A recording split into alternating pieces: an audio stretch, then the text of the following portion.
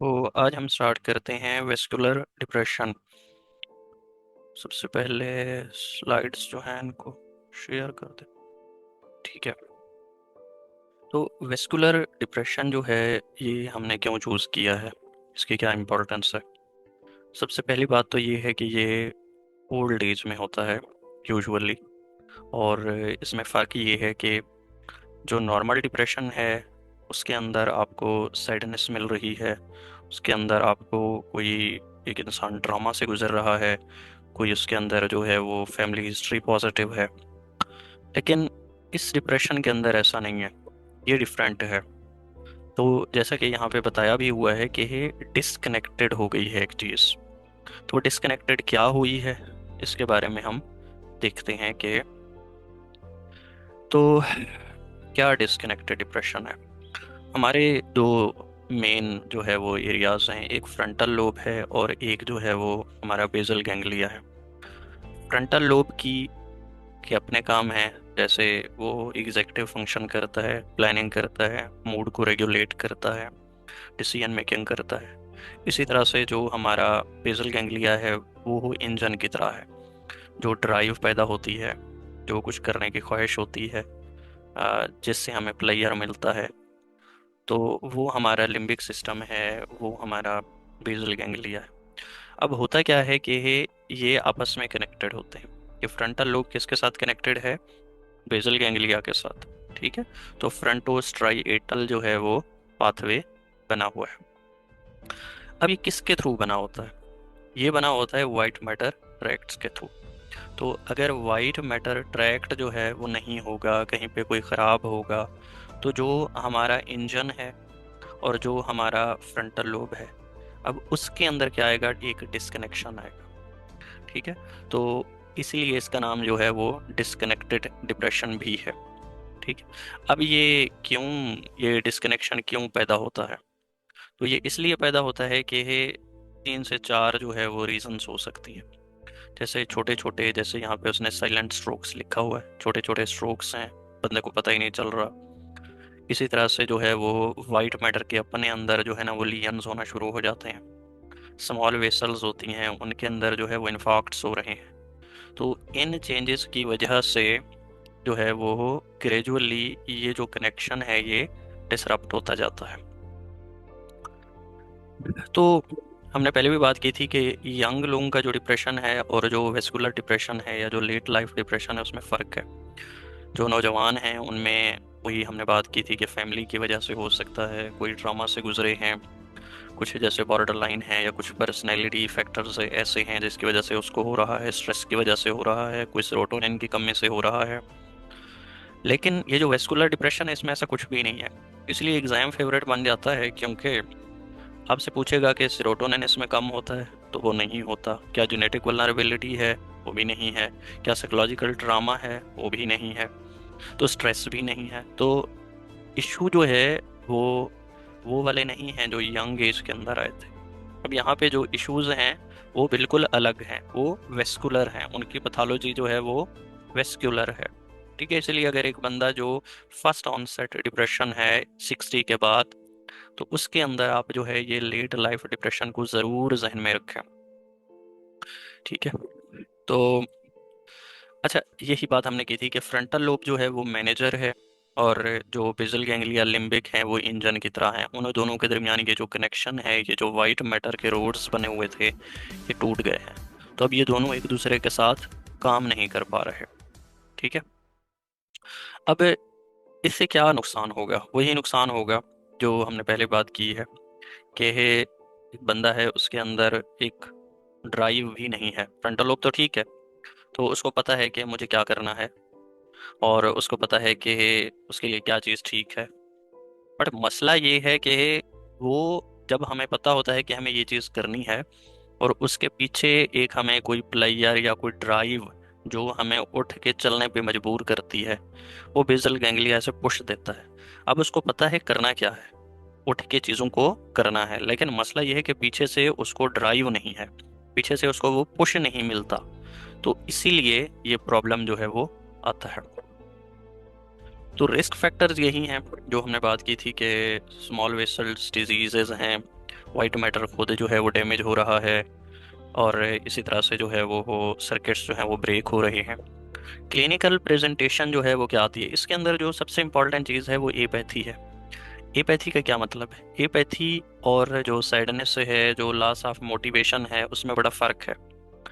Apathy के अंदर उसको कोई सैडनेस नहीं है, उसको ये पता है कि मैंने कुछ करना है, बट प्रॉब्लम ये है कि उसके पीछे उसकी वो ड्राइव नहीं है, वो फोर्स नहीं है, इसीलिए वो बंदा उठ के कुछ करता नहीं है। वो खुद भी कहता है कि मैं कुछ नहीं करता, मैं बैठा रहता हूँ। घर वाले उसको कहते हैं कि जाके जो है वो ब्रश कर लो, जाके नहा लो, जाके कपड़े बदल लो, बट वो नहीं करता। क्यों? क्योंकि उसके अंदर वो ड्राइव ही नहीं है। तो सैडनेस इसके अंदर बहुत ही कम होती है। जैसे दूसरा डिप्रेशन है उसमें सैडनेस बड़ी कॉमन है, यहाँ पे सैडनेस कॉमन नहीं है, यहाँ पे तो बल्कि उल्टा उसको कुछ फील ही नहीं होता। इसलिए उसमें साइकोमोटर चेंजेस ज़रूर आती हैं, स्लोनेस होती है, लेकिन साथ में एग्जीक्यूटिव डिसफंक्शन भी होते हैं। एग्जीक्यूटिव डिसफंक्शन का मतलब ये है कि वो उसकी मेमोरी तो ठीक है, बट जब उसे कहा जाता है कि ये कोई चीज़ प्लान करनी है, कोई डिसीजन लेना है, वो डिसीजन नहीं ले पाता, वो प्लान नहीं कर पाता। ठीक है, तो ये प्रॉब्लम जो है उसको आ रहे होते हैं। तो वही बात है कि हमारे पास एक पेशेंट है 70 year old, first depressive episode के साथ आया है। कुछ रिस्क फैक्टर्स हैं, जैसे इस्कीमिक हार्ट डिजीज़ है, डायबिटीज़ है, फैमिली हिस्ट्री उसकी नहीं है मूड डिसऑर्डर्स की। एमआरआई पे देखते हैं तो आपको वाइट मैटर हाइपर इंटेंसिटीज नज़र आती हैं। ये बहुत ही इंपॉर्टेंट है, इनको याद रखना है, वाइट मैटर हाइपर इंटेंसिटीज को। इसका मतलब ये है कि जब आप एमआरआई पे देखेंगे, आपको वाइट मैटर के अंदर क्या नज़र आएंगे? चेंजेस नज़र आएंगे। इसका मतलब ये है कि इन वाइट मैटर में ये जो दो चीज़ों को कनेक्ट कर रहा था उसमें प्रॉब्लम है। और वो खुद क्या कहेगा कि I don't feel like doing anything, my mind is not working, I can not decide, I am not interested.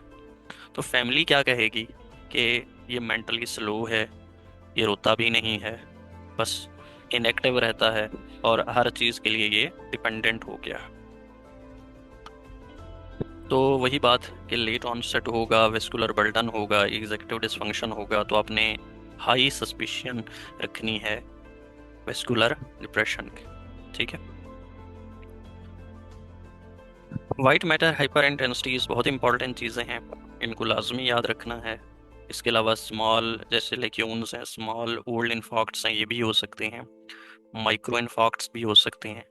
और इसी तरह से जो फ्रंटल और ये जो सब कार्टिकल पाथवेज हैं, ये जो बेसल गैंग्लिया वाला और फ्रंटल को जोड़ने वाले पाथवेज हैं, उनमें डिसरप्शन भी हो सकती है। अब इसको एक और मिक्स करते हैं चीज़ के साथ, पोस्ट स्ट्रोक डिप्रेशन के साथ। पोस्ट स्ट्रोक डिप्रेशन में और इसमें फ़र्क है। पोस्ट स्ट्रोक डिप्रेशन के अंदर स्ट्रोक का होना बड़ा ज़रूरी है।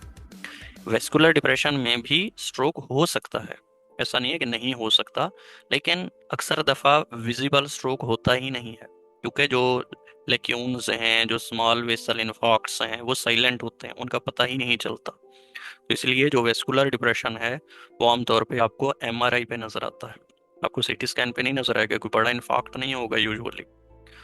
तो क्या डीएसएम के अंदर इसको डाला गया है? ये अलग से कोई टर्म नहीं है डीएसएम के अंदर कि ये कोई वेस्कुलर डिप्रेशन जो है ये अलग से डायग्नोसिस है। हाँ, ये क्लिनिकल आपका डायग्नोसिस है, और इसकी इम्पॉर्टेंस है कि जब ये होगा तो इसका मतलब ये है कि आप ब्रेन के अंदर चेंजेस हो रही हैं या हुई हैं, जिसकी वजह से ये हुआ है। तो अब हमारे पास जो इसकी एसोसिएशन है ये भी बड़ा इंपॉर्टेंट है एग्जाम के हवाले से। हमें लगता है हर तरह के जो वेस्कुलर रिस्क फैक्टर्स हैं वो इसको कर रहे हैं, जबकि उन्होंने जो मेटा एनालिसिस के अंदर बताया हुआ है वो कार्डियोवेस्कुलर हैं, डायबिटीज़ है, स्ट्रोक है। तो आप इसमें देखें तो हाइपरटेंशन, डिसलिपिडीमिया, स्मोकिंग, इसको उन्होंने नॉट कन्विंसिंग कहा है। अब ये आइसोलेटेड की बात है। अब आप कह सकते हैं, जैसे आगे हम थोड़ा सा पढ़ेंगे भी सही, कि हाइपरटेंशन जो है आगे वो वेस्कुलर जो है वो पैथोलॉजी कर सकती है, वेसल्स को बंद कर सकती है, बिल्कुल कर सकती है। वो इनडायरेक्ट वे के अंदर तो कर सकता है हाइपरटेंशन, लेकिन डायरेक्ट सिग्निफिकेंट जो है वो रिस्क फैक्टर नहीं है। ये वाले जो कार्डियोवेस्कुलर हैं, डायबिटीज़ हैं, स्ट्रोक है, तो ये जो हैं ये इस्टेब्लिश्ड रिस्क फैक्टर हैं। तो इनमें से आपने ये जो डिस्ट्रैक्टर्स हैं इनको याद रखना है। तो हाइपरटेंशन की बात हमने वही बात कर ली कि हाइपरटेंशन अलोन जो है वो सिग्निफिकेंटली एसोसिएटेड नहीं है लेट लाइफ डिप्रेशन के साथ। तो वही चेकलिस्ट है कि लेट ऑनसेट होगा, आपको प्रीवियसली कोई साइकेट्रिक डिसऑर्डर्स की हिस्ट्री नहीं मिलेगी, आप देखेंगे तो आपको वेस्कुलर रिस्क फैक्टर्स मिलेंगे, एमआरआई पे आपको वाइट मैटर में हाइपर इंटेंसिटीज नज़र आएंगी, आप देखेंगे तो पर्सन जो है वो एपैथिक होगा, स्लो होगा, उसकी मोटिवेशन आपको नज़र ही नहीं आएगी। और सबसे इम्पॉर्टेंट बात ये है कि ये एंटी डिप्रेसेंट को रिस्पॉन्ड नहीं करता, ये पुअर जो है इसका प्रोग्नोस्टिक फैक्टर है। तो ये आपसे एग्जाम में पूछ लेंगे कि डिप्रेशन का, ओल्ड एज जो डिप्रेशन है उसका पुअर प्रोग्नोस्टिक फैक्टर क्या है, तो वो वेस्कुलर डिप्रेशन है, वो वाइट मैटर हाइपर इंटेंसिटीज़ हैं, वो कोई आपको इन्फाक्ट्स मिलते हैं, वो पुअर प्रोग्नोस्टिक फैक्टर है, वो एंटी डिप्रेसेंट को इतना अच्छा रिस्पॉन्ड नहीं करेगा। तो अब हम बस आखिरी ये स्लाइड है कि क्या all vascular risk factors are equally associated? बिल्कुल नहीं। हमने ये बात की थी कि जो हाइपरटेंशन है, स्मोकिंग है, डिसलिपिडीमिया है, वो इस्टेब्लिश्ड नहीं है।